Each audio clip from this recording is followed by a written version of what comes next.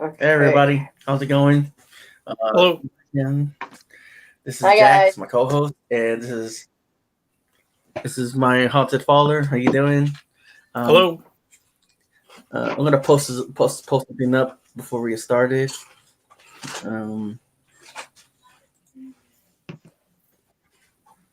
Post something up before we get started.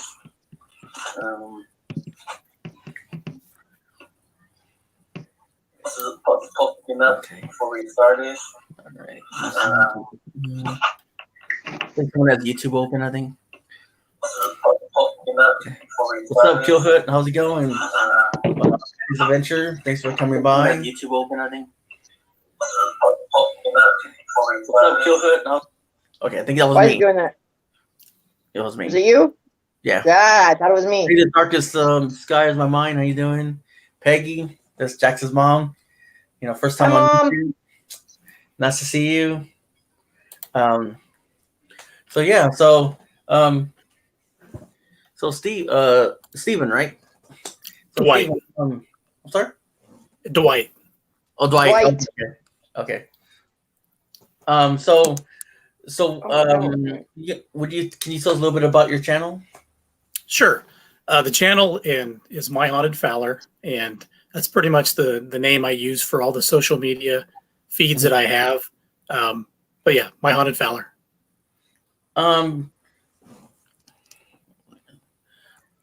What made you come up with the name My Haunted Fowler? Well, I've lived in Fowler for about 10 years. And when we moved here, the house that we bought, as soon as we started renovating, we started having activity. And over the course of 10 years, I started volunteering at the Fowler Theater and started having experiences there. Come to find out that the theater was also haunted. And so I ended up joining a local group called 765 Paranormal. And they did a lot of public and private investigations at the theater. And so I started sharing the information, and My Haunted Fowler just kind of stuck with me. I thought it sounded kind of neat, and because I kept hearing about other experiences, other places, other locations. Come to find out about the old abandoned Benton County Jail. There's a museum in town that actually has had reports of activity. The house that was originally built for Moses Fowler in 1873, they invited us in to do some investigating. So it felt right to call it My Haunted Fowler because of all the experiences around the town. Okay. What kind of activity happened at the museum? So the museum itself, in talking with the director there, she had said that they bring stuff in from all over the county. And sometimes they don't even know where it's from. Sometimes they come in that day and somebody left something on the porch. So they bring it in, and they've had things fly off the shelf. A figure of a woman standing in the window, voices. And I've always thought that, they don't know the history of what they've brought in. So they could be bringing something in from a violent death, anything that is attached to that object. But we haven't gotten to do a lot of investigating there as much. We'd like to do more.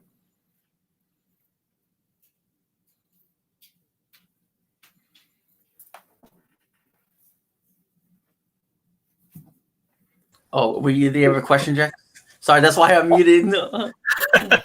No, when you go to like the Fowler Theater, have you ever had anybody like a spirit follow you home? I don't believe from there, but I do believe from the jail. There was what is it now? It's March, about a year ago, doing some investigating there. Really hadn't thought anything about it, hosting different groups and so on. All of a sudden, for no apparent reason, my wife and I both kept smelling like a cherry pipe smoke smell in our family room. And wow, 9 or 10 years of not ever having that. And it just kept reoccurring. And then in different parts of no, I've got teenage boys, so I'm thinking, oh, they're smoking. But right. we would go out of the family room and wouldn't smell it anywhere else. And then Wow. Smelled cigarette smoke in this office. And my oldest came in and said, he goes, I think Grant's smoking, his brother. So I went, pounded on the door. He opened the door, smelled like teenage boy, but no smoke. And I'm like, it was just in that one spot. And then it just stopped, and it hasn't reoccurred since. So I just kind of always thought that was the only thing paranormal of recent, the jail. I don't know if that's the case, but it just felt like it wasn't a thing, and now it was a thing. So what caused that? Right. So Strange. that would be my guess. That'd be my best guess, but not 100% sure. Nice. I know you were telling me that it was built on limestone, and the jail first opened up in 1876. Did you get any EVPs from there? That was kind of weird. Like, oh yeah, we've got quite a bit. The difference I find, one in the evidence that we get from the theater versus the jail, is we have 9 security cameras at the theater. At the jail, we don't have anything. So we are always monitoring the jail, or gosh darn it, the theater. I'll do that a lot. I'll say jail when I mean theater, and I'll say theater when I mean jail. But the security cameras are on all the time. Whereas with the jail, it has to be really something that would be a part of an investigation. And we've had, I did a top 5 video for the jail. And number 1 was one of the creepiest EVPs I've ever heard. There were 2 ladies down in the basement. We call it the dungeon. And they were doing an EVP session. And as they were asking questions, there was one point where you just hear this, and I'm going to say it the way I heard it was, bitch. And it was just real threatening sounding. And the only funny part was them going, okay, we're done. And they just got up and left. wow. But we've gotten some pretty good EVPs in the jail. That's just one of them. I know you were saying that you're part of a preservation group, historical group. Can you talk to us about that? Because I know it's part of, maybe at the jail you probably guys fixed it up or some stuff like that. Maybe that's the reason why the activity happened. Well, so the Fowler Theater, I'll go there instead, because it was built in 1940, and over the last 80 years, it was 80 years old last year, but in 1999, the owners at that time were going to basically gut it, turn it into a warehouse, sell off the marquee, and it would stop being a theater. So the Prairie Preservation Guild was formed, and that's a nonprofit organization that was specifically designed or formed to save the theater. But we really have responsibility for other historic locations as we can. Most of our time is spent on the theater. So we built that guild really organized the saving of the theater. It was 21 years ago that they were going to take a wrecking ball to it, or 20 years ago. Yeah. And so that the board is, and I'm the president of that board. So the board itself is focused on historic preservation. So we do charge for private groups to come into the jail and the theater, but all that money goes back to historic preservation. Nobody's paid from it. Nobody gets a salary from it. We want to keep these buildings around as long as we can, and share their history. Oh, I know you're saying that there's a spirit of a kid there as well. Yes. So over the year, sure. Over the year, that's okay. Over the years, I'm going to go back to 2018 April. So a group that I'm also with, 765 Paranormal, we were there doing an investigation, and there were several people backstage. There were 2 ladies in the auditorium, and I was up in the concession area. And the people backstage, you hear this, what sounds like a little kid. And one of the investigators asks if there's a kid in the auditorium. And the 2 ladies responded and said, no, just us. We think the noise came from the concession because they heard it too. Well, I'm watching them live on the camera. I can watch it on my phone. So I pop my head out and say, nope, just me up here. So that kind of started our first experience with what we called Ghost Boy. We had another group, Normal Paranormal out of Illinois. They were investigating, and they went backstage and they were shooting photographs down the back of the stage. And the next day they sent me a photograph and they said, "This looks like a kid."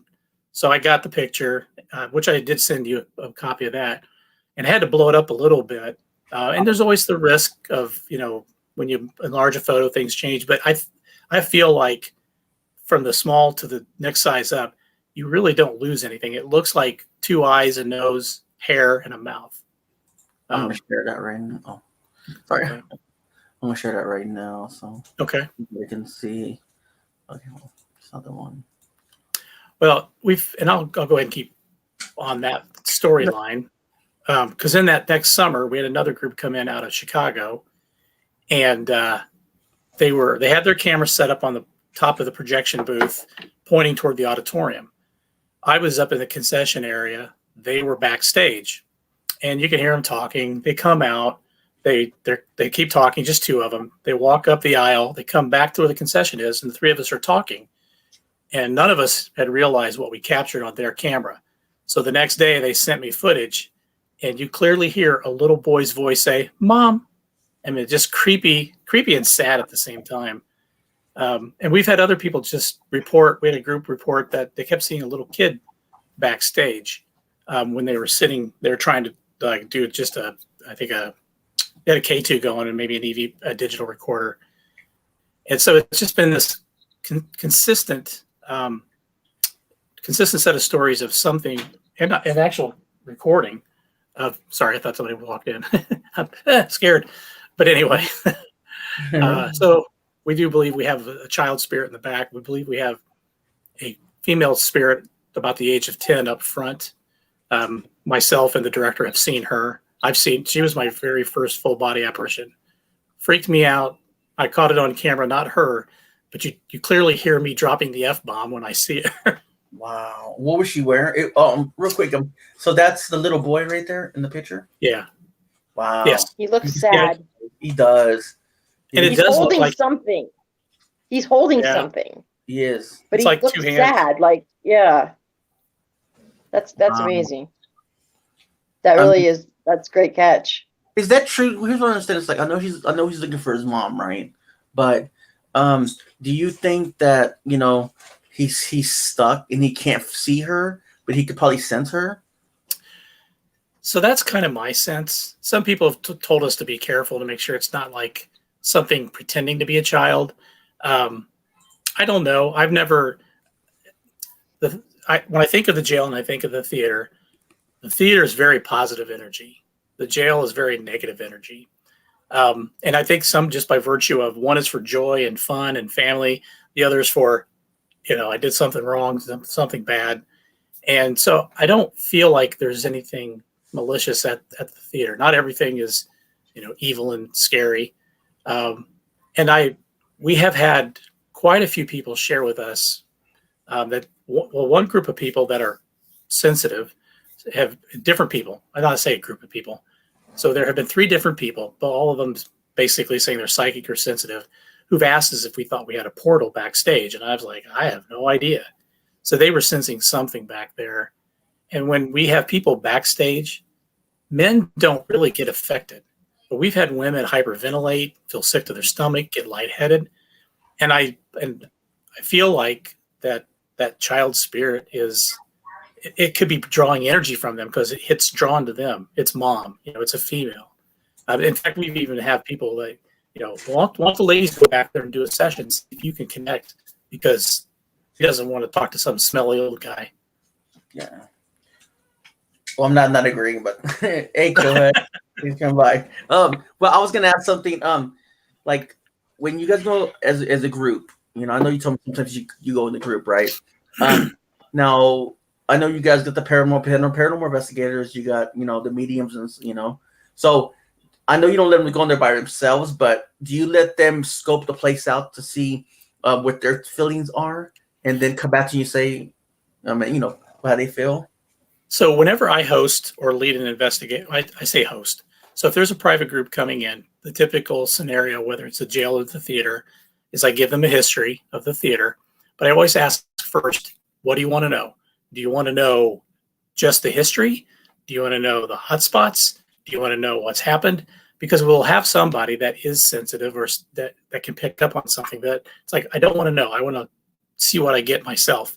So I try to make sure I establish that first so that I'm not, oh, and this happened and this happened. And they're like, oh, shut up. We want to hear it, experience it ourselves. But in those situations, at the end, I'll try and wrap it up and say, okay, when you got that name, this is associated with the manager who killed himself in 1968. Or when you got that experience, that lines up with something we know from the history. So I want to make it, when it's somebody that's not been there before, a good experience for them. And it's not about me at that point. It's about what they want my involvement to be, very little or a lot. Sometimes I go right, lockstep with the group. Other times I sit in the kitchen and I check email.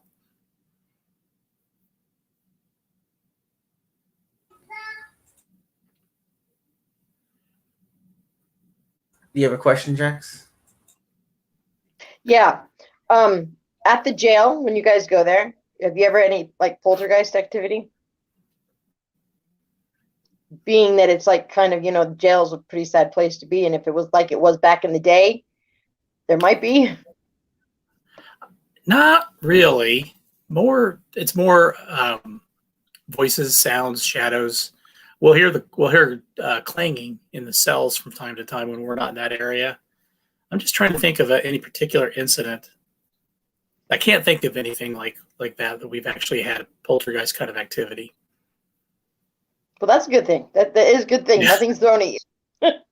I will say this though. I might have been the second time I ever investigated there.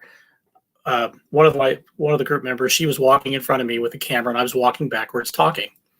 And we were walking back to the cells. And at the jail, you can either go into the main cell block where the men were always housed, or you can go upstairs. And so we decided to go upstairs. And just as we were starting to turn that corner, I swear to God, something pinched my butt. So I don't know if that's poltergeist, but I got a goose that day. You got a goose? A poltergeist. Right. There you go. Can you run us through how you start your investigation and what kind of equipment you use?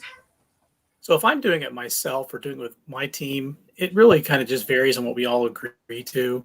If I'm leading, which is because of COVID, I've been more involved with leading investigations or hosting for other groups than I've actually been a part of my primary team. Just we haven't had a chance to get together. But when I'm hosting one, usually it starts off with the history of the jail or the theater and a walkthrough. So we'll walk, like for the jail, I always start at the top, get everybody out of breath first. So then we can walk floor by floor, talk about whatever they want to know. Primarily, I will tell when it was built. We have our most notorious inmate, so I tell them about him, and which is who we think is one of our primary ghosts in the jail. Talk about anything anecdotally that I've learned over the years, and then pretty much let the groups kind of do their thing. When it's the theater, same thing. The theater is a lot more about the history of the theater, and in the theater itself, prior to being built, there was a hotel in that space, and it was built in the late 1800s. So we aren't sure if the paranormal activity is always the jail, or could it be the theater? Or I did it again. I meant to say the theater. Is it the theater or is it the hotel? And so there's a history of the hotel we don't really have, but we do have a photograph. I should have sent that to you. And on the photograph of the hotel, there's like people sitting on the porch, and there are a couple little girls in the kind of clothing I saw in that full-bodied apparition. So I always wondered if maybe there's some connection to that time period. Oh, wow. That's wild. And then with the groups that do come in, a lot of them will bring their own equipment. Now, when I lead an investigation, so we'll do groups that have no experience. They've never been on a ghost hunt. They just want to experience. And so then I lead those types. And I'll bring, K2, I'll bring in, I got a Cambridge Labs EMF detector. It's the kind that lights up and it alerts you. It's like red, yellow, green. I bring an SLS camera that I built myself. A lot of stuff just on my phone as well. Just walking around and recording with the camera on my phone. I'll bring in toys, put them down and see if we can get the toys to move. Digital voice recorder. So a lot of the standard stuff that I find I like that better. Sort of the straightforward stuff. I do play around with some of the apps. And there's some interesting apps out there like Necrophonic. I really like GhostTube. I like it. I've had some good results with it, but a lot of what I really like is just that kind of bare bones. Use your ears, use a voice recorder, use your eyes, and just go at it.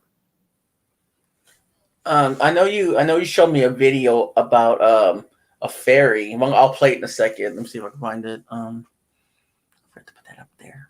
I love that one. That is so cool. Just bounce around like Tinkerbell. And that's what I would think of when it's bouncing around. That's what it looks like. Yeah, it does. It does. I mean, it looks like it's just bouncing around on, Neverland. I've seen a million bugs, and none of them have ever jumped around that way. No, that's not. It's. I don't think that's a bug at all. Oh, I it's looked at it funny like too. 4 or 5 times. It just flutters. Yeah. When I first got into all of this, I was talking to a group that I've become friends with out of Bloomington, or is it Bloomington? What's in Illinois? And we were talking about fairies, and I was kind of like, oh, come on. And she asked me, she said, do you believe in Bigfoot, Loch Ness, UFOs? I said, well, yeah. Then why can't you believe in fairies? It's like, well, okay. I'm open to the possibility of whatever it is. And that video came after that, not right after that conversation, but I sent that to her. I'm like, I think I may have caught a fairy. So it was kind of funny. Here we go.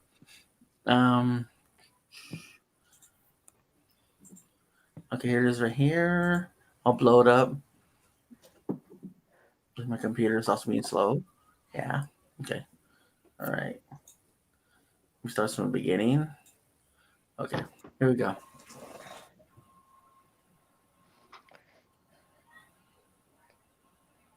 That's what it looks like to me. Yeah. I thought it looked like Tinkerbell when I saw it. I would think, when I saw it, when I first saw it, I was like, he's right. It flutters like Tinkerbell. It does. Look at that. Play it one more time. It does what it does. Yeah. Yeah, because we'll get a lot of bugs and dust in the theater, and you can tell right away. But this was just like caught me off guard. Yeah, when I looked at it, I was just like, oh, wow.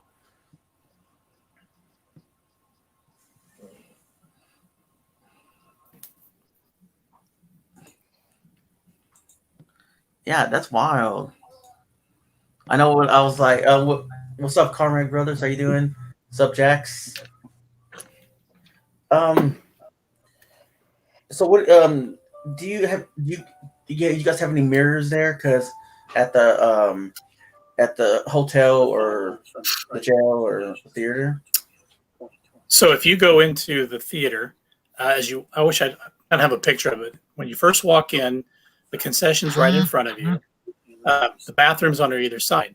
But if you stand right in front of the concession, there's a big mirror on either end, and they're facing each other. Now, I personally have never seen anything inside those, but I've had other people tell me they have. In the women's restroom, there's something very similar where there's 2 mirrors facing each other. And I have one time I was using the SLS camera, and I had it going into the men's bathroom, and I actually wasn't moving. It was sitting still on the bench outside. Mm-hmm. And it looks like something shoots out of the mirror, like a stick figure just jumps out. Sitting still on the. Sorry. Okay, go ahead. Sorry. So the mirrors have had activity, but I personally the only thing I've ever encountered was that SLS capture. But it was cool just the way it shot out of the camera, and I tried to debunk it, thinking, well, maybe it's picking up a reflection of me on the other mirror, but then it would have required me to like jump, I guess. But I couldn't recreate it. I couldn't, I myself couldn't make it happen. So it is what it is, but it was really cool. So yeah, we do have mirrors. And we have a lot of activities, believe it or not, in the men's bathroom and the women's bathroom. The faucet is notorious. It's kind of how they say, like, it's a gateway from the other world, with mirrors and stuff like that. And that's crazy. Like, I mean, because I bet you hear a lot of stuff in the bathroom as well. I mean, well, we've had the men's faucet come on. I didn't see the handle physically move, but I was there one night and I was facing the men's bathroom. The door was open, talking to another gentleman, and nothing caught my attention. And as he's telling me the story of how he had pushed the door open and the faucet was on, I look up and water's coming out of the faucet, handles straight out. And I would have noticed it before. There was no reason not to notice it the first time. I just wish I'd had a camera, like we talked earlier. If it wasn't illegal, I'd have cameras in the bathrooms. Yeah. We've had voices in there in the bathrooms, knocks and things like that too. Wow, it's crazy. Because I know they always say if you hear 3 knocks, it's they're mocking the Trinity. How many knocks have you ever heard? Typically, just a couple. We've had quite a few recordings overnight in the concession area, and a few of them where I'm sitting in the concession, I'm helping people, and on the back wall, and this building it's solid. It's a brick exterior, plaster interior. It's been built in the 1940s, been refurbished, and so it's a solid building. Semis going by, you can tell when they go by, but most things that go by, you don't really notice. And it is a solid knock that's in the concession area consistently. They're hungry. They want to eat. Yeah. Maybe that's it. They like the popcorn. Yeah. What? Okay, so when you do your EVPs, what was the creepiest EVP you ever recorded? Like the creepiest, like made you jump out of your skin. Well, I will say it's creepy when you get your own name. So Dwight is not a very common name, and I've had that a couple of times. Yeah. So wow. that can be. If it was anywhere else but the theater, it would be unnerving. But at the theater, it just makes me feel like they know me now. They recognize me. They connect with me, and they're not afraid. With you. Yeah. Yeah. That's good though. That's good. I mean, there's nothing, you don't feel anything negative in there. It's all positive then. Yeah, I'd say the creepiest EVP was the one I mentioned earlier at the jail. The section where the 2 ladies picked up the EVP where I swear it says bitch, but that's the first place. Wasn't a very nice guy, but that is the first place. That section is the first place where I ever was truly freaked out. There was a group in there, and we have an SLS camera, and it's pointing down this short hallway. And so I'm facing the hallway. To my right is the old cells. We call it the dungeon. So there's like 8 cells, dirt floor in the basement. They're either solitary confinement or, well, I'm going to do a little sidebar. We had a former sheriff who was quoted in 1969 to say that people would be taken down to the cells in the basement and chained to the wall until they either confessed or went crazy. So I don't envision, I don't think a whole lot of good things happen down there.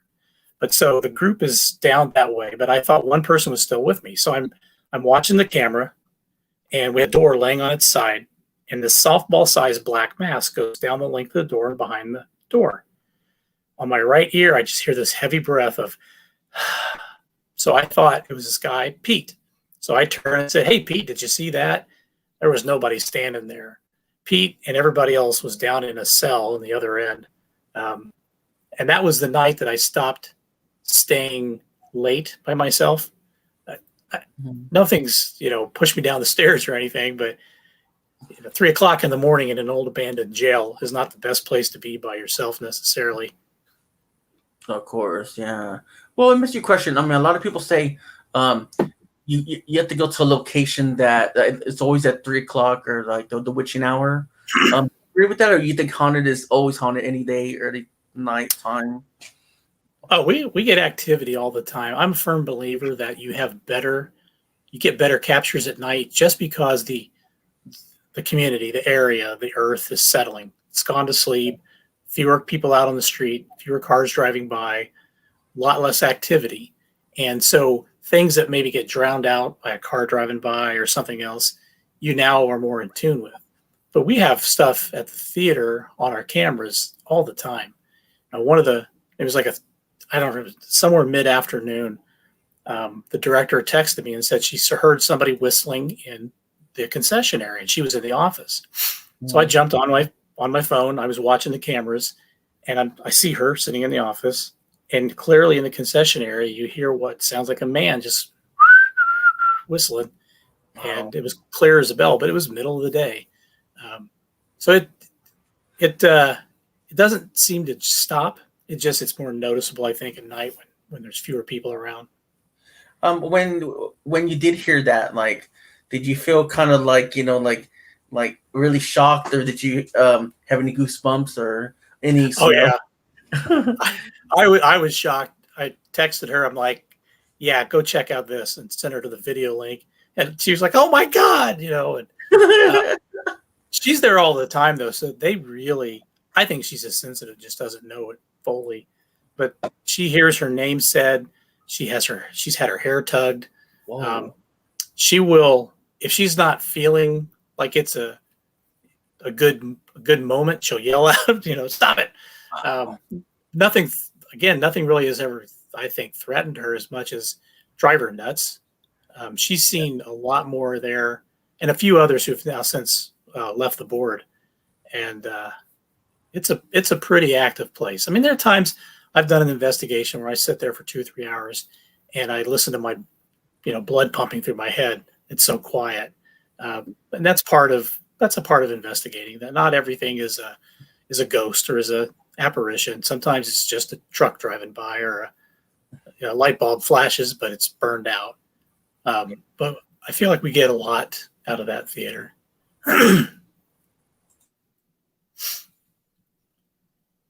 Oh, what was I going to ask? I just lost it. Have you ever done a cemetery where you guys are at?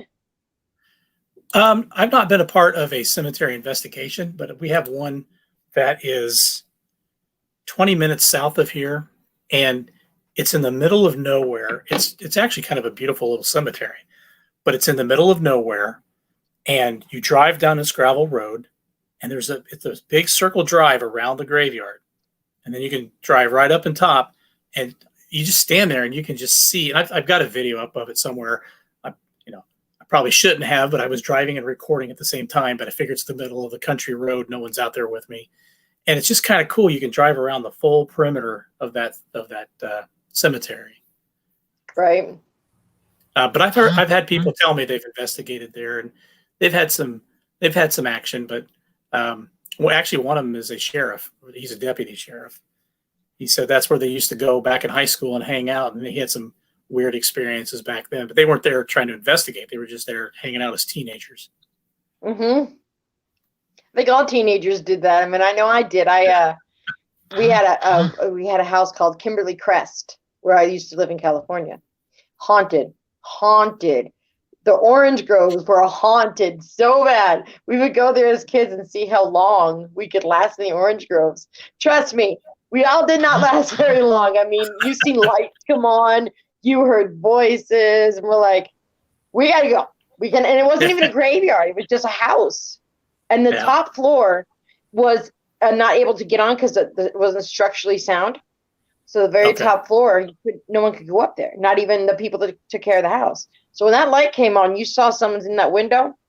Time to go. I think we lasted one time 45 minutes. That's a long time. We got lost in the orange grove. We didn't know which way to get out. That's scary enough. Funny. Yeah, right. Okay. I know everybody's used to getting like an experience happening, but here's what I think and what I heard is that every experience you have is something new. You might just be like, okay, but if it scares you, it scares you. And a lot of investigators, they don't know what's coming at them, until it comes, and that's a new experience. Yeah. See, I love fishing. I've been fishing longer than I've been investigating, and I kind of think of investigating like fishing. Sometimes you have a good day, and you try all the right bait, and there are other days you try all the right bait, nothing happens. And I see this as kind of the same thing. But some of the coolest stuff I think I've seen well, I shouldn't say the coolest, but some really cool things have been when you weren't even trying. You were just there. Like the first experience I ever had at the theater, it was my first night closing up, and before I knew that there was haunted activity. And so I'm in the office, I'm cashing out the drawer. I go to put the money in the safe, and I just hear this noise outside the office door. And it's like something fell on the floor. So I opened up the door itself, and on the floor was a light bulb or a light cover that you screw into the ceiling. So it had somehow came unscrewed on its own and fallen to the ground. I find it hard to believe that it just on its own. Yeah. And so I told the director the next day. She's like, "Oh, it's probably one of the ghosts." I'm like, "What ghosts?" And so that started the whole thing of like, "Oh, you didn't know we're haunted?" No. And so it's been going on for me ever since in that location. Wow. Have you ever tried the grid lights? Where it is like blue and stuff like that, and it just comes up, and if something moves, it's gonna move the little dots in the. Yeah, we've done the dot, like the little pin light where you do the dots. Yeah, I've not really had much of experience with things moving across that. So yeah, but I do want to get one of those. I tend to be cheap, so I like to build what I can on my own, or I like to find creative ways to do what I do. I mean, I got this camera right here, and it's just a Wise little pan cam, like pan cam they call it. And I do keep it on during the day because my house is haunted, so I like to have it facing behind me, see if I pick up anything. But it was fairly inexpensive. I figured out how to use it. It's designed to work as a security camera on Wi-Fi. But if you take it off Wi-Fi and you leave it in the settings you want, you can set it up somewhere and it'll still work. It'll detect motion. It'll follow motion. And it's just a little SD card, pop it out, throw it into my computer, unload the video. I built my own SLS camera. I was looking to get one, and I saw the prices were like $300-400, and I really paid attention to it. I'm like, I'm an IT guy, and I thought, well, it's just a computer, a laptop. It's just an Xbox camera. Buy an adapter. So I built one for $20. Now, it is cumbersome because I don't have a power like a battery power pack, but I'll take it into a location. I'll set it down and I'll just let it run. And I figure if I pick something up after it's sitting still for a while, that's even more intriguing than if I'm moving it around and something catches the dots and it creates an image that may be a false positive. So, I rationalize that for me, it's okay to have one that's stationary because it's also $20. Do you think the copper wiring in the house, do you think that attracts paranormal? I don't know. I never really thought about that. I heard one investigator saying that his pipes were metal and copper or whatever, and in that it picked up the EMF picked that up, but when the lights were off, it didn't attract any of that, but it attracts some spirits as well. It's sort of like what they say about running water, right? It attracts it when the thunderstorms are out, Yeah, and I think that things that conduct energy can, they can be catalysts of some sort. I really think of the theater as this giant, what's the word I'm looking for? But it's a big giant source of energy. When we're back to normal opening on the weekends, Friday, Saturday, Sunday, we're showing a movie. We've got kids, families. We're selling popcorn. Ice machines are running. The projectors blaring. The stereos blasting. Everybody goes home. There's a lot of energy that just ran through that whole building. Yeah. And so I think that helps kind of generate the activity that we see. I think it can feed off that. I've been a part of investigations where people's batteries have been drained. They just put in a brand new battery and it gets drained. So I do think there's that likelihood that they feed off whatever energy they can get, and we pump out a lot of energy on a Friday, Saturday, and Sunday. Wow, that's crazy. I mean, to actually think about it, like, I mean, it's like the wall. I mean, there's so much stuff that happened in the theater over time that the wall collects all those memories. But then, like you said, whenever you guys watch movies and everything else with the kids and a lot of stuff going on, it amps it up and it remembers those times when it used to be open in their time. You know? Right. And we've got a lot of history in the town itself of violent crime. We have an Al Capone connection. I shouldn't say violent crime, violent death. So if you walk out the theater itself, just about one block south of the theater, in 1907, 2 trains collided head to head, and it killed 25 people. 11 of them burned alive. And if you're trapped here, and there's positive energy at the theater, and maybe it is a portal, I could see that draw to want to go someplace safe, someplace welcoming.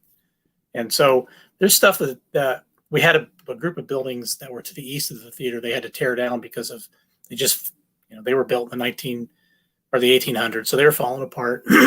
But before they had to tear them down, there were 2 businesses, and the owners would tell the theater people that were before me that, oh yeah, we got paranormal activity all the time. And so when they tore those buildings down, we kind of wondered if maybe they had found a new home by coming over to the theater.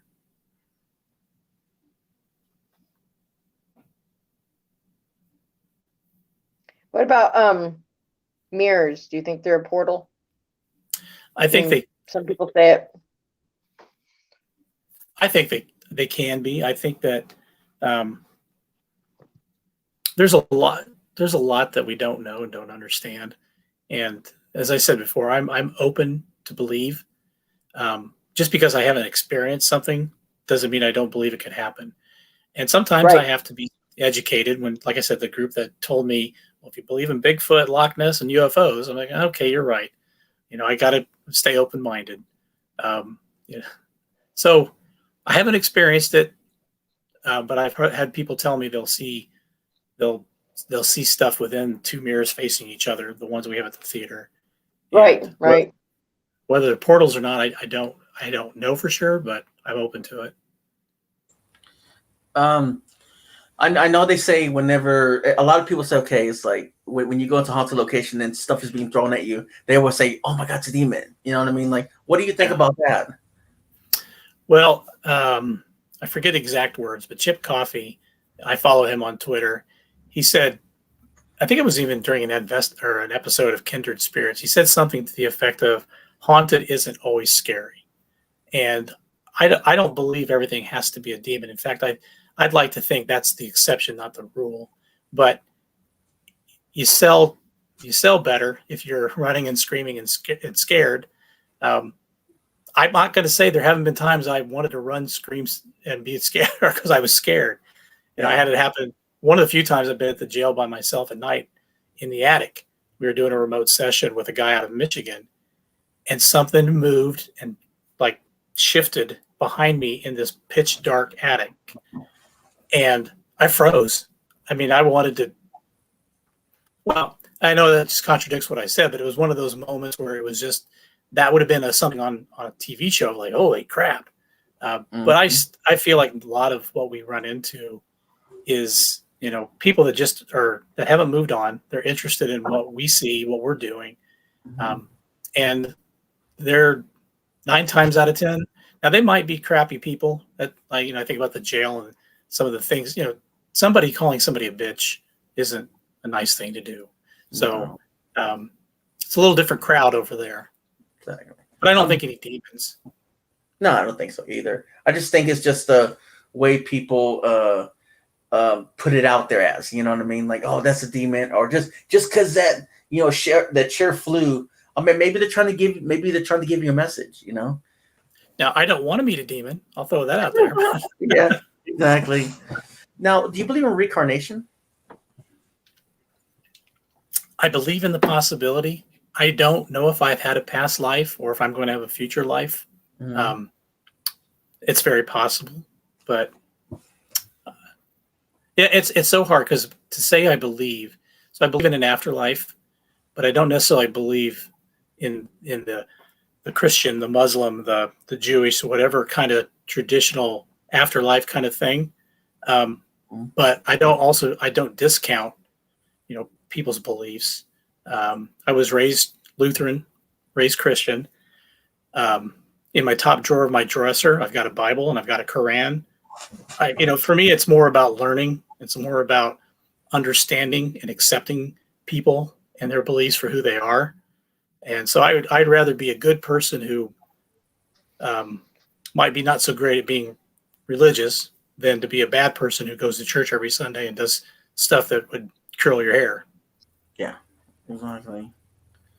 Now going back to well, I got one. Okay, do you use any protection, like a cross or anything? Somebody has given me some crystals, so I'll wear the one around my neck. And if you ask me what crystal it is and what it does, I'm not going to be able to tell you because I'm still just kind of learning. She said, "Wear this." I'm like, I trust her, so I'll put it on. Right.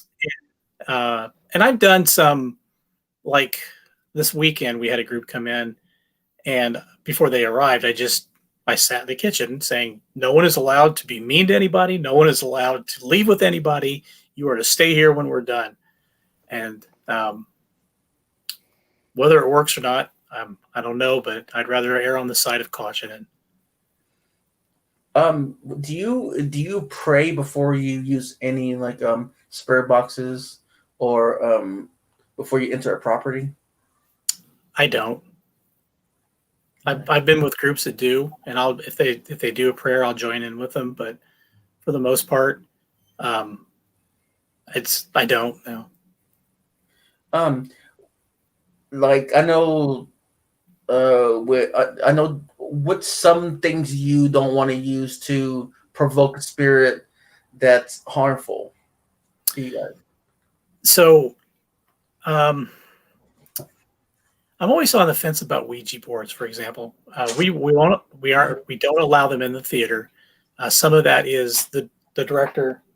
Sorry, sorry. The director just doesn't want any kind of negative attachment. She's the one that's there every day, every weekend, and she just has a concern about anything negative coming through. At the jail, I've been with a couple of groups that have used a Ouija board.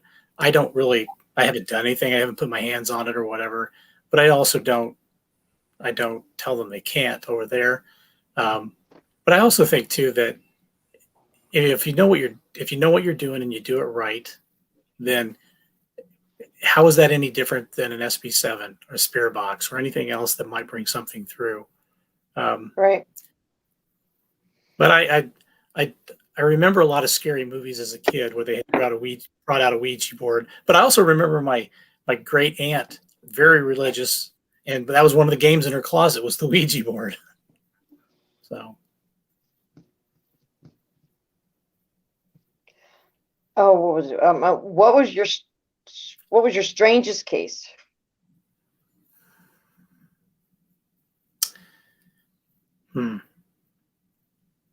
I put you on the spot with that one. Yeah, you did. You stumped me. I don't know. Strangest might be my house. It's 10 years of knocks, doors. The strangest experience I had in my house was I was in the bathroom coming out of the shower, and I was standing in front of the mirror, and the door handle jiggled. And I said, well, hold on, I'm in here. Thought it was one of my sons. It jiggled again. I opened the door. I'm like, what? There's nobody there.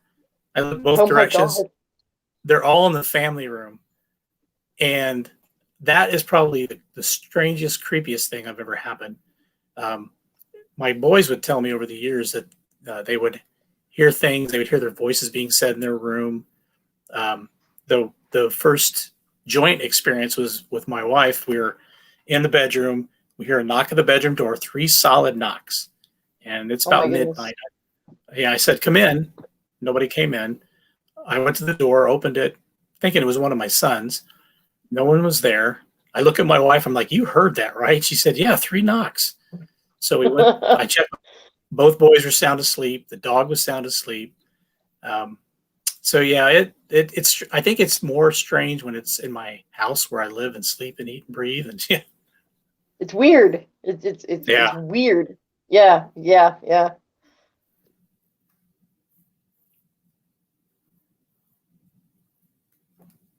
Now, let's go to attachments. Going back to that one. Haunted dolls, or sort of like have you ever taken anything from the houses that was attached to that? no, I will say that I'm creeped out by dolls and I'm creeped out by clowns, but dolls, especially in the paranormal realm, there's just the idea that a doll can be possessed it's unnerving to me. Not possessed. Well, whatever the right word is. Attached, I think. Yeah. And it was, and I felt that way before all of the, the Annabelle, or is it Annabelle? No. The doll movies. I forget which ones they are, but it's always been. One's Annabelle. One is Annabelle. I don't remember the other one. I know Annabelle's a good movie. I'll watch most scary movies, but I don't like that one. I'll watch Chucky because that makes me laugh. But attachments to scary though. The movies out now, they're not scary. Back in the 80s, now they were kind of scary. But now you know what they're gonna do. I mean, they've done it. They just do it over and over and over. It's like, don't go in the woods and have sex. Jason's gonna kill you. Just stuff like that. Like in the 80s, when I don't know, Hellraiser. I mean, that was pretty scary as a kid. Now they're just not scary. They're just my son was like, "You want to watch a scary movie?" I said, "Well, if it scares me, yeah, I like suspense. I mean, I want where you jump. I like the old movies." I think we're also desensitized. We've seen so many now that they're no big deal. Like when The Exorcist came out, I wasn't old enough to see it at the theater, but when I did see it, I had nightmares for years. I haven't even watched that movie fully. I won't watch it. My mom says, "Let's watch The Exorcist." I'm like, nope. No, there were things that happened on that movie set that were just weird. Deaths, accidents. I'm like, I threw the movie away. I said, when she moved, I said, "This movie's going in the trash can." I threw it away. I have not watched the whole thing through. Like the Exorcist movie. That was good. Yeah, movie. I threw it away. Wow. Creepy. Well, we don't want to watch some girl come walking down the stairs backwards doing a spider walk upside down. That's some creepy stuff. Like, I'm out of here. No. I remember my mom took us to go see Jaws. And back in the day, in the 80s, they had the wooden chairs and with the metal legs. Yeah. And you're probably too young to remember that. But anyway, but I remember the movie was on and my dad got cut with the metal chair. And my mom says, "Oh my God, the shark bit your dad." She freaked out so bad, my little sister. We had to leave. I'm like, what? I wanted to see that movie. My grandsons they've seen Jaws at 5 years old, Jurassic Park 5 years old. Hell, my 7-year-old grandson loves horror movies. They love ghost stuff. When they come to spend the night, it's all about ghostiness with them. I mean, my oldest grandson, he goes, "Nana, when can we run the necrophonic?" I said, "We just can't run the necrophonic, bro." He goes, "Yeah, sure we can." He loves it. I'm just like, I made monsters out of them. They love it. I told them, they hear things at night. They go, "Nana, what was that?" I'm like, "Just a spirit. Don't worry. They're not going to hurt you." And then my youngest one go, "Hi, spirit." But you know what? It's funny. He's 6, okay? He plays in this room. I hear him talking to somebody. I said to him, "Honey, who are you talking to?" He goes, "My friend." I said, "Your friend?" He goes, "Yeah, you know him." I said, "Well, who is he?" He goes, "His name is Charlie." And that's how he said it. I said, "Charlie?" I said, "I don't know him." He goes, "No, Nana, you do." He goes, "Come here. So he walked out, pointed a picture of my granddad, my papa. pointed right at him. He didn't know who that was. He was, he was like 5 and maybe 4.5, 5. He pointed at my grandpa. He goes, "That man right there." I said, "That's my papa." He goes, "I know, it's Charlie." Wow. And he does play with the little girl that's in this house. She doesn't talk to me. She just goes to the front window, stares at the road. She doesn't talk. She waves. That's it. But I can hear him in here playing with her. He's talking to somebody, and I'm assuming it's her. I don't think she's more than 10. So yeah. So it's neat to live in a house where there's activity going on, and it's not scary. It's just I wonder it if is what it is. a little girl waving like outside the window. That would be creepy. I see her, but I don't know if anybody else can see her. She just like, it's like she's looking for somebody or waiting for somebody, because she just she comes out to the front window and she just stares at it, and through the curtain she just like stands there. And I've asked her often, "What are you waiting for somebody?" I don't know. I'm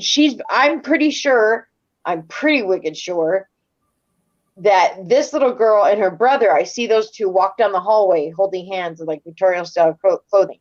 They've been with my mom and I since I was 16. Wow. Every house I've gone to, they're here. So I don't know if if it's the mom figure thing, or I tell them, anybody's welcome here, just as long as you don't, no, I have nothing mean here. It's all just, it's light. That's it. It's weird. I knew someone that was going through the same thing as you, Jackson. They would do an offering, so they would calm the spirits down in the house. Mm-hmm. Just say, "Hey, this is my territory, but you're more welcome to stay." But give them an offering. And you've heard my grandmother, Eli, when we're talking on the phone, he'll go, "I just heard a woman talk." I said, "Yeah." He goes, "What was that?" I said, "That's my grandma." He's like, I heard a woman. And it's still, because I live here, my son and my daughter live here, but we're on opposite ends of the room. I got a very long hallway. And I used to have a mirror in the hallway. Mm-hmm. I wake up every morning, there's a sheet over it. I'm like, "What are you doing?" They're like, "That mirror creeps me out, Mom." So I put it in my room, and they're thankful for it. Wow. I got a question for you. What got you into the paranormal? Or interested into the paranormal? Well, ever since I was a little kid, I enjoyed it. I forget the name. It was a TV show Leonard Nimoy used to host back in the 70s. Yeah, I'm that old. And I would love on a Saturday finding a Bigfoot, something on Bigfoot. Legend of Boggy Creek was one of my first favorites. UFOs, aliens, anything of that nature. And I've stayed with that interest my whole life. Even, when my wife and I first got married and stuff, and we didn't really, I didn't do anything. I didn't have any experiences. And then one night I'm watching Ghost Hunters, or this new show on Sci-Fi called Ghost Hunters, mm-hmm. with oh gosh, drawing a blank, Jason and I don't know. I know you're talking Steve Gonzalez or whatever.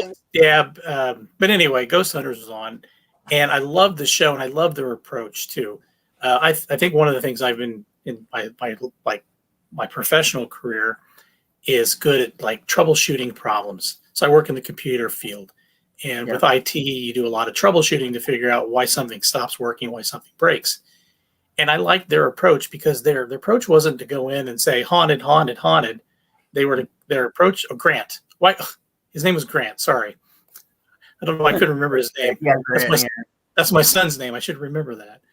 Anyway, but they would go in and they were like, "Oh, it's a water pipe. Oh, it's this." So they were trying to figure out what it was, not what it wasn't. And so I really liked that approach. So I just kept watching. But when when we moved here, and then I started volunteering at the theater, and then I met 765 Paranormal, that's where I was like, here's an opportunity. Thank you. In search of, yes, Orange County. Thank you. I love that show. But that was what got me into the actual doing the investigations. And they asked me to be a part of their R&D group, actually to lead the R&D stuff. And so that's when I built the SLS camera. I tinker. I think that IT background helps with that. And so that really got me into the opportunity to now practice what I had been watching on TV for years. Yeah.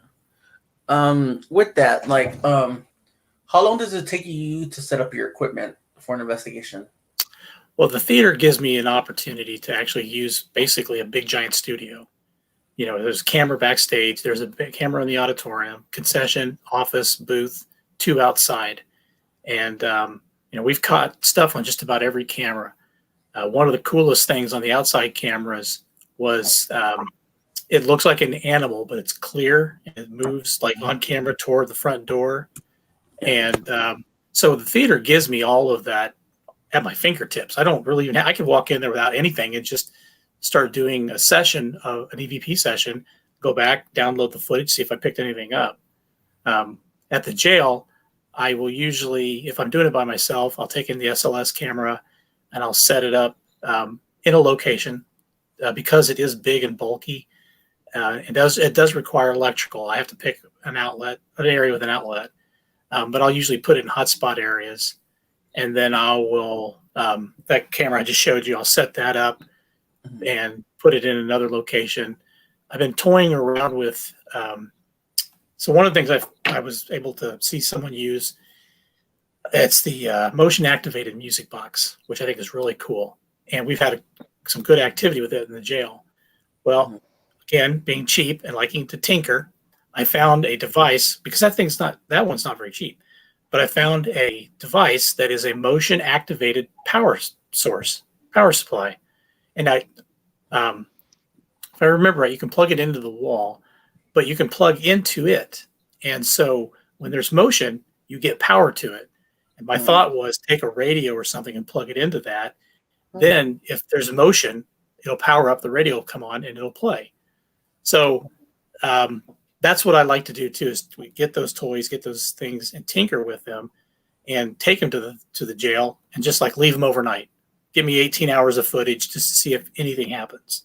Wow. So there's different things I can do. Sometimes I'll put a couple digital voice recorders in different locations.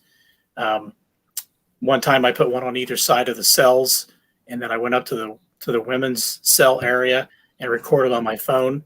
And later during the playback, I picked up clanging on the cell doors downstairs while I was upstairs. Wow. I just like to try and get a little creative when I can. Oh, I am working on something right now. Have you ever seen something you thought nobody would believe? Oh, a lot of things. You don't want to tell anybody because they'll think you're crazy. Yeah, I know. You're going to delete this when we're done, right? No, I was on one too. We're not crazy. We're all crazy here. But that's the thing is I'll tell people this stuff and some of them will look like I'm crazy. And then the other person with me is like, oh no, it happened. I was there. I saw it. Or we all start sharing these different stories and people that we don't know, that don't know each other. And like, oh yeah, this happened to me. And so I know that some people look at me funny, but that's okay. We all enjoy. We're all just one big paranormal family. And if they think we're crazy, we'll all be locked up together. One will be trying to get the other one out. That one will get locked up and say, no, I really saw that ghost. And then that one will get locked up. They're going to come for us in the white jackets. Right. I would say the body apparition of the little girl is the one I didn't think anybody would believe me. And I usually don't like go telling a bunch of people. I just typically tell the groups that I've investigated with or whatever. Right. Because they're more likely not to judge me negatively. Right. Yeah. It's true. What do you think about orbs? Like, I mean, have you ever seen faces in the orbs and stuff like that? Yeah, that's always a slippery slope. I've seen a lot of dust that are orb shaped. I've seen some though that I say what I describe as moving with purposeful intent. Like they actually are traveling in a way that doesn't look like wind, doesn't look like floating. It like has a life of its own, but it's not a bug. So I'm not anti, is it an orb? Is it dust? I'm not an anti-orb, but I haven't seen one that has been that I haven't felt like could be explained as dust. I'm just I've never seen a face in one. Yeah, because I mean, you don't want to say it's a orb, then it isn't. Like, Right.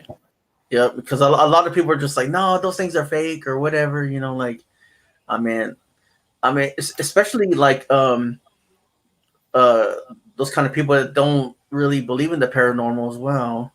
I mean, Yeah, have you ever? Sorry, go ahead.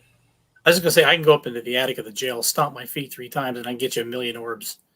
So I mean, Exactly. they always have to be careful that it's not dust.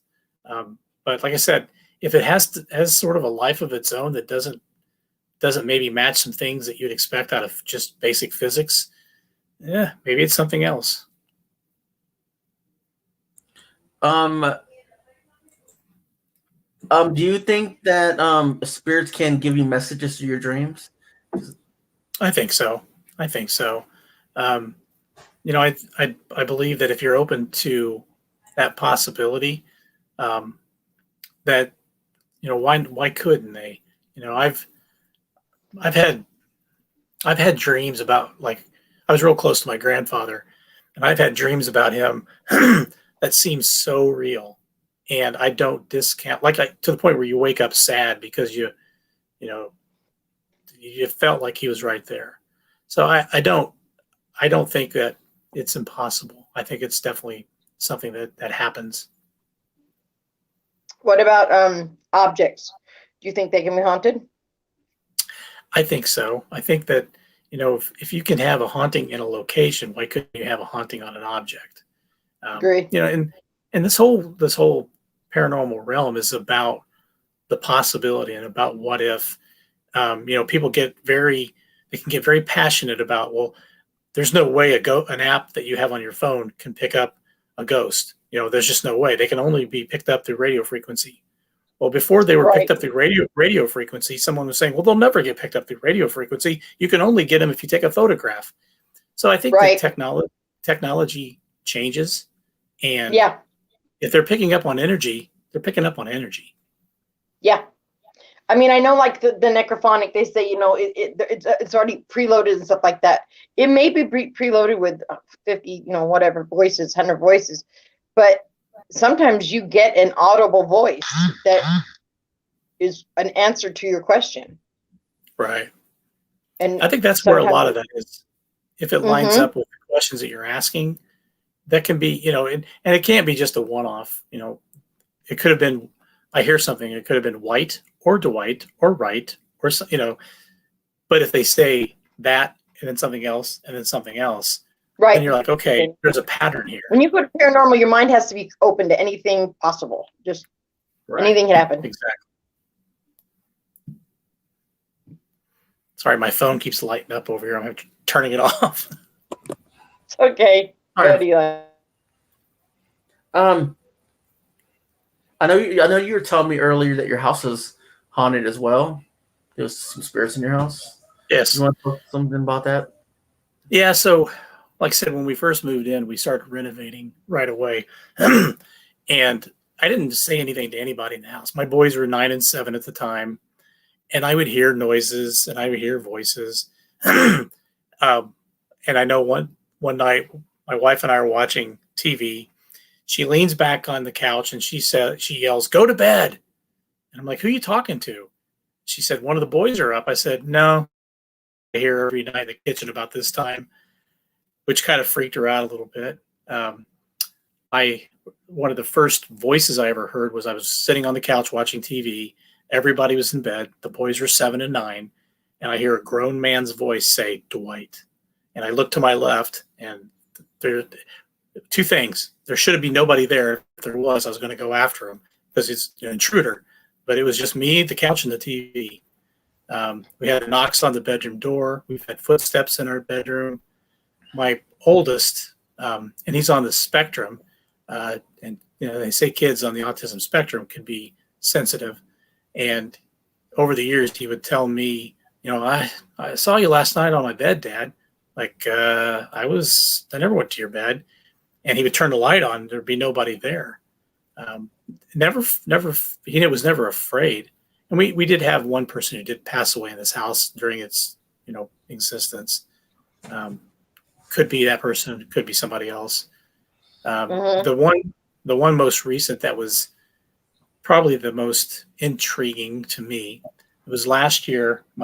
Our dog had passed away, and I just was setting up my SLS camera, and I had it on the coffee table, pointed where she slept for 10 years. And all I was doing was just running software updates, getting the laptop up to date. I fell asleep on the couch, and when I woke up, there was a figure of a stick figure that was sort of, I say small. She was 80 pounds, so she wasn't a small dog, but it was like in the shape of a dog. And on the side, there was what looked like a tail wagging up and down. And this is the weekend after she died. That to me, and it was, her death was a huge loss for our family. It was, she was like the world's greatest dog. I hadn't cried like that since I was 13. And, maybe since then when my stepdad passed away, but still, for an animal, it had been hard. And she was protective, and she was a family member. Animals are hard. They're kids with fur. That's what my mom and I call them. Sorry, I had a dog. I have a dog. She was 15. Her name was Mika. I took her in for she had like a lump on her toe. Took her in. It was taking too long. We called the vet. The vet said she's riddled with cancer. Wow. I didn't even know. Yeah. They said, "You want me to wake her up?" I said, "No, do not wake her up. Just put her to sleep." On the way home, bringing her home, she's buried in the backyard. I grabbed the scruff of her neck and I bawled like I lost a child. And then my other dog, he was 15, Buster. He's buried in the garden. He had a bleed. I couldn't get it to stop. We took him to the vet. I mean, the vet bills are getting expensive. 15, and you know what? The vet told me that they're waiting for you to let go. They hold on until we're ready to let them go because that's their job to stay. Right. And now I have another dog, which I did not want any more dogs after Buster. She's 1 year old and she's crazy. She's a I forget what she is. Border collie. Border collie. Okay. She's crazy. Her name is Rain. So now I'm gonna have to go these all 15 years, and when she dies, I'm done. I'm done with animals. I'm done. I swear it's so bad when you lose an animal after 15 years. And they're old, And she was only 10, but she had something wrong with her, and we ended up having to put her to sleep too, and that was even harder, I think. Oh God, you feel bad. You feel bad. You killed your dog.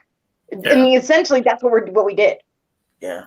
And it's just like I lived with the guilt. I'd be crying, and my mom would say, "Jax, you did the right thing. He was suffering. He was hurting." I'm like, but I killed my dog. I mean, you think of things like that. But I hear him in the hallway. I hear Mika in the hallway. My dog's in the bed with me, so they're here. They're here. But I just, I love them, and they know that. I think it's because that they said that you want to take them home. I said yes, so I buried them in the garden in the backyard. My mom's dog is buried with Mika, my other dog. So we got two dogs in one grave. So they're together forever. Well, I got that video show you sent me. I'm gonna play it in a minute. Okay. The dog. Yeah, I'm gonna. It's an SOS video. I love that video. I love it. Oh no, this is at my house. Are you thinking of the one at the theater, Jax? Yeah, the one where it looks like he's walking up to something. This is my dog at home, or I think it's. Oh, the dog at home. Yeah, that dog does not want to be in there at all.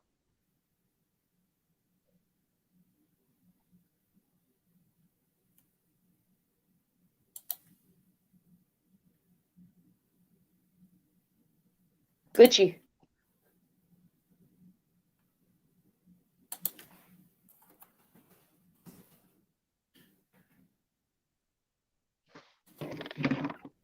And if you watch the right-hand side, see where it kind of pokes out like a tail? On the lower left-hand side of the image on the right. Yeah, there you go. It just looks like her tail's wagging on the side there. Oh. So this is me trying to recreate it after it disappeared, and I could not get that image to come back. That's where she slept right there. Oh, sorry. Did you want? I still got I got the other one too. If you want to show it, the first top 8. Sure. Did you want to share that? Oh one? yeah, those are cool. Hello, this is Dwight of MyHaunted Fowler. Oh, did it stay on the screen before it vanished? Gosh, probably a couple minutes. And I'm just kind of curious to see how Okay, one second. results will. That'd be long enough. A couple minutes, Rand. I stayed long enough. I'm going. I'm leaving. But if it scares me, that's what I do. But here, nothing scares me. But if somebody jumped out and grabbed me, I'd be gone. I don't know what to do. Out of my skin or something. I don't know.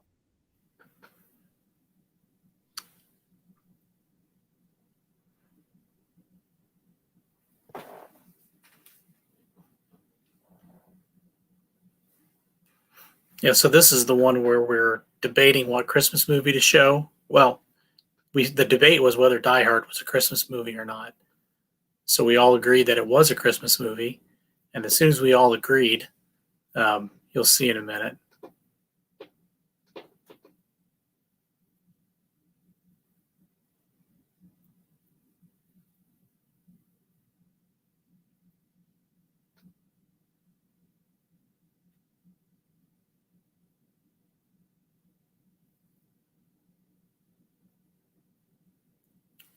Yeah, I forgot this is about a 4-minute clip overall.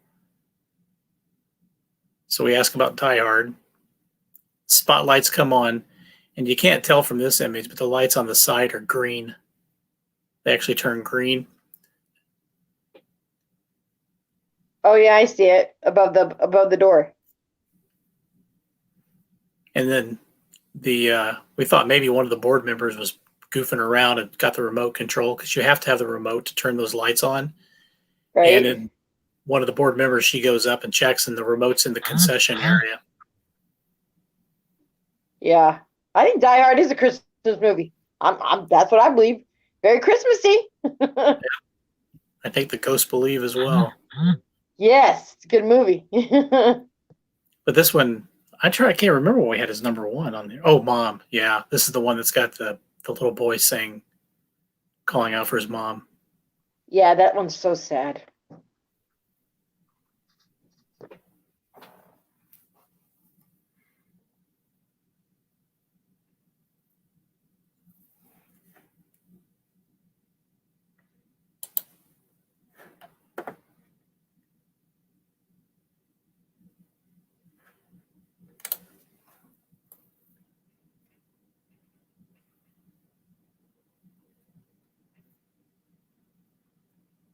Yeah, because I will tell you that when we have a power outage, those lights will come on, but they'll be red on the side. And so if we had been anything like a power fluctuation or whatever, we would have known what to expect. And they don't turn off on their own. You have to turn them off yourself. Right. In this situation, yeah, it came on. And like I said, you have to have the remote. And so the woman going up right now, she's going to check to see if the remote controls the concession. And right about where she's standing now is where you have to be to point the remote at the receiver on top of the roof for it to turn off or on. Oh, okay. Okay. So there's no way anybody was doing that remotely. Right.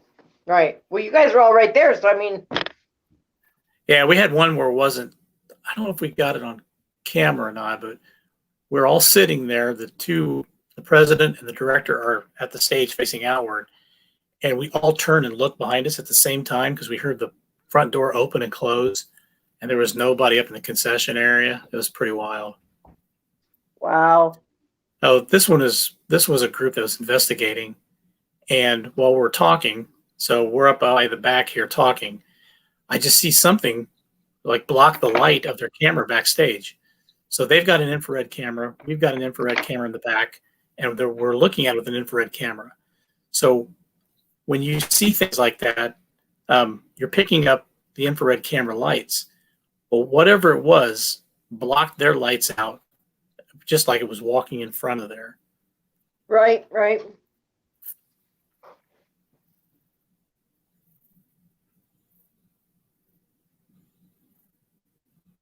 So I believe the next part goes to the backstage, and you don't really see what I would consider the outline of a shadow, but you see it there, and there's nobody back there. So something moved in front of their camera. Mm-hmm.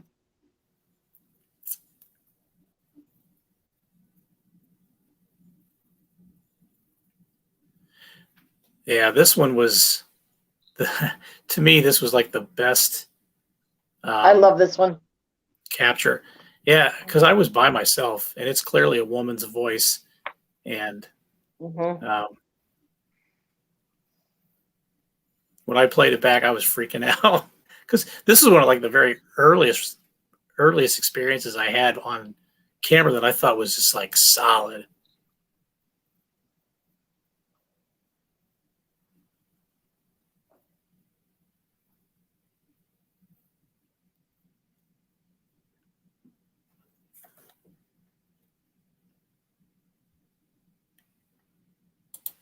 You have the volume up, Eli?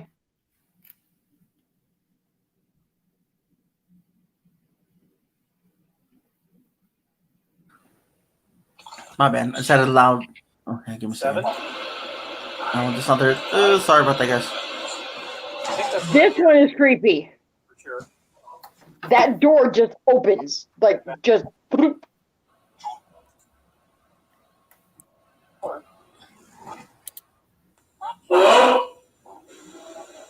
Can you say my name?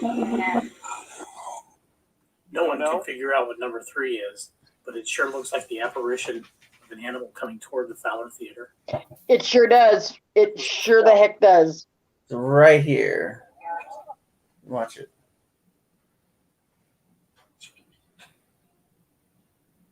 That is an animal. It is. Are you from when this was There's no two ways about it. It's an animal. I mean, it's got to be the size of a dog. And Oh. look, you can see the ears and everything. very Yeah. I love that one. I love that one. Number 2 and number 1 have a lot in common. Did you die in the hotel? He's been really successful. What was Yes? that? Wow. Were you a little boy? Were you a kid or an adult? Hey, is anybody out there making noises? You heard Did you that? hear it? Was it you? Sounded It was like a child. They heard that little boy. Mhm. Yeah. What year is it? Oh, something else is playing. I think you got 2 playing at the same time. Night Spectral Waves was there. Sorry, I got I do? 2021. I just heard June the of noise. 10. Probably. Out They were here. backstage, and as they made their way up to the front, Yep, you do. means activities. While we were talking near the concession area, the following was captured on their No, camera no. on the auditorium. Now you're good. Give this a listen. Okay, I'm muted too. So someone has another thing going on. Mm-mm. This is the right one. Okay, okay.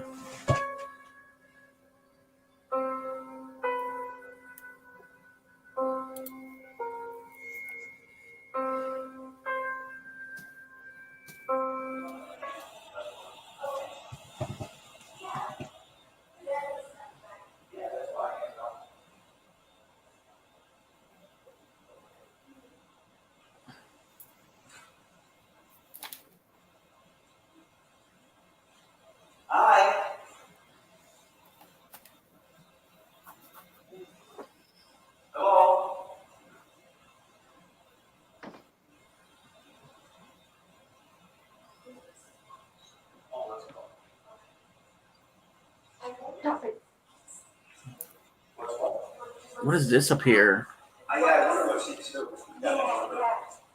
You gotta Oh, I don't know. listen. You'll hear something in a second. Oh, it's his flashlight. Oh, okay, okay. Yeah.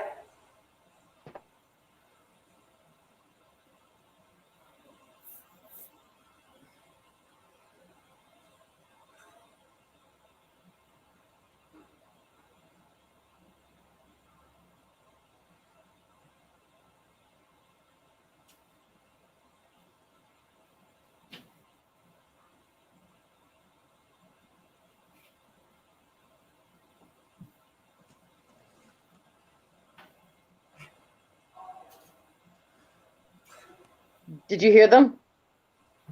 Yeah. so sad. What hasn't said mom? Yeah, Oh, yeah. mommy. I heard mommy. I missed it. I've heard it a Yeah, million it times. said mommy. One said mom, the other one said mommy.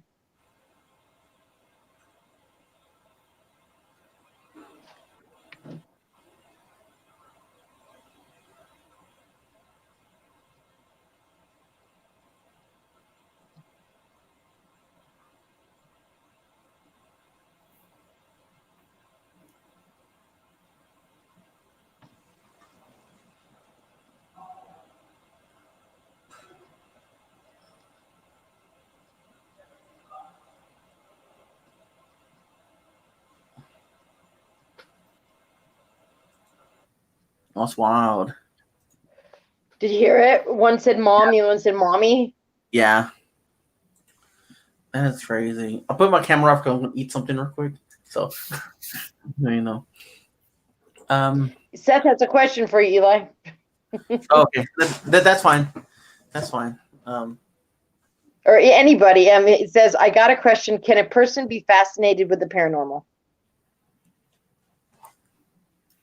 Yeah. I think so. I mean, it's Why- it's the what if, you know, or like when you see things. I mean, did you really see it? You know, and at first you think you're crazy because you're like, I didn't see that. I didn't see that, but you do. I mean, the possibility that it's out there. And like I've seen UFOs. I saw the Phoenix Lights in 1997. If anybody tells me I'm crazy, they can tell me I'm crazy. I saw them and I said, that's really great. That's nice. I went in the house, so I'm not going to be abducted. But they were awesome to see. I can actually say I saw UFOs. Exactly. The governor of Arizona didn't even want to admit that he saw them. He saw them. So he finally admitted it a couple years later, saying, yeah, you know, I saw them. There were no flyovers, there were no jets, there were no airplanes. It was just like a diamond form, like a peak of a house. Exactly. It was the neatest thing I ever seen in my life. But then I said, okay, I'm done. I'm going in the house. I sent you a message too, as well. Back to you. Because our time differences are different. Oh yeah, Sorry. yeah. It's you guys are 2 hours ahead. Okay. Gotcha. We're an hour ahead here. Okay. So, thanks for coming up and sharing us your story. You know, I appreciate the invitation. I enjoy. One of the things I really enjoy about all of this is just meeting new people, making new connections, learning other people's stories, watching their experiences. You know, I hear parafamily, paranormal family, all those terms, and I'm all for that. You know, this shouldn't be a competition as much as it should be a collaboration and enjoyment of the same thing. Exactly, because we don't, we don't know when I know you investigate and everything. Then, man, a lot of people think, just because they investigate, they know it all. Some don't know it all. I mean, it's just like every experience is different for everybody. Right. There's always going to be something new. You know what I mean? Right. So, but yeah, I know, right, Orange County. But I appreciate you coming up. Oh, there's a couple of pictures I want to show before you go. Okay. You can explain where that's the jail cell, or let me share these pictures. Give me a second. The first one is, I know that's the old Fowler Theater. Yes, sir. Okay, and there's this one. So that's the outside of the jail. It's all limestone on the outside. Oh, sweet. I like it. Nice. Have you ever caught any spirits at the windows or anything? I haven't, but the neighbor that lives west of there, she sent me a picture of something she had captured, and she says she hears stuff all the time. Doors rattling. She said there's an old lady that she sees that comes to the window, and she thinks it's like an old cleaning lady. And I'm like, get your camera out. We need your eyes on the street. If you could take those pictures, we appreciate it. Wow, that's amazing. And this is So that's the attic in the jail. We get some pretty good activity up there. wow. I mean, did you find like any shackles or anything from back then? Or? There's nothing up there, but we have a display case on the main floor that's got some original handcuffs. They're more like shackles. Oh wow, and, it's pretty. They don't look very comfortable, that's for sure. ooh, ow, yeah, they look really tight. Like they look, yeah. But thank you for coming up. I appreciate it, and Sure. have a good afternoon, and thanks for All right. Well, thank you, and thank you to all those that joined. I didn't really watch the live chat, but I appreciate people popping in and participating. And check us out if you get a chance. And we appreciate anything. Now, give me a second. I'm gonna text you something real quick.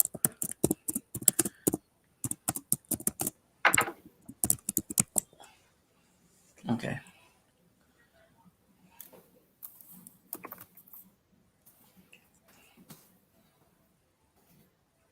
Okay. Well, guys, comes to end, and thank you for everybody for coming to support my followers, Paranormal, and I appreciate it. And just want to say thank you for believing in our journey and where we're going. And I appreciate that, oh, here goes Jack's like she wants to say some words too. When she connects her device.